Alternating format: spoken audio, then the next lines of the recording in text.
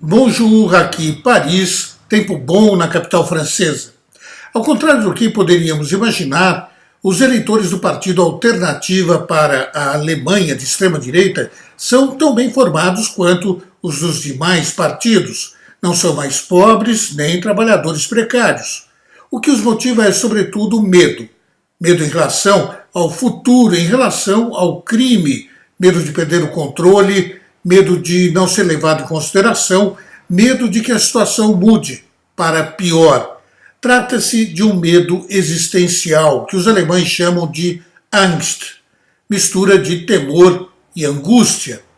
Nas legislativas de domingo, a Alternativa para a Alemanha teve 13% dos votos. Tornou-se o terceiro maior partido do país e o primeiro de extrema-direita a entrar no Bundestag, a Câmara dos Deputados da Alemanha, no período pós-guerra. Os seus eleitores estão preocupados com a questão da identidade, ameaçada, segundo eles, pela influência, sobretudo, do Islã. De acordo com uma pesquisa feita junto a esse eleitorado, 99% disseram que o partido percebeu melhor do que os outros que as pessoas se sentem inseguras. 99% também estão de acordo com a necessidade de se reduzir a influência do Islã na Alemanha. Outros 96% acham que devem ser impostos limites à entrada dos refugiados.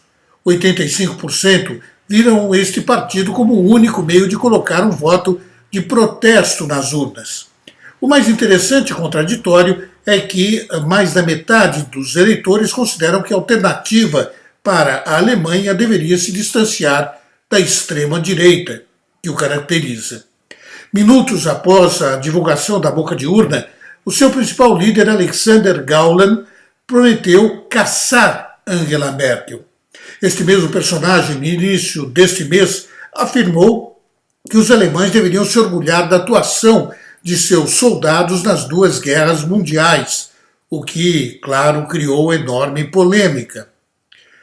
A Alternativa para a Alemanha tem flertado com esta retórica como meio de ganhar publicidade e espaço na mídia, mas, e esta é uma novidade, também para assegurar o voto nazista.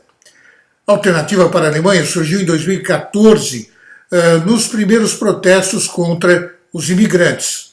Deu um enorme salto em 2015, quando da entrada de quase 1 milhão de refugiados.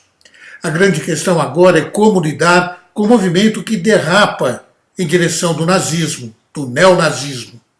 Merkel disse que quer ganhar os eleitores do partido, ouvir as suas preocupações e lidar com seus medos através de boas soluções políticas.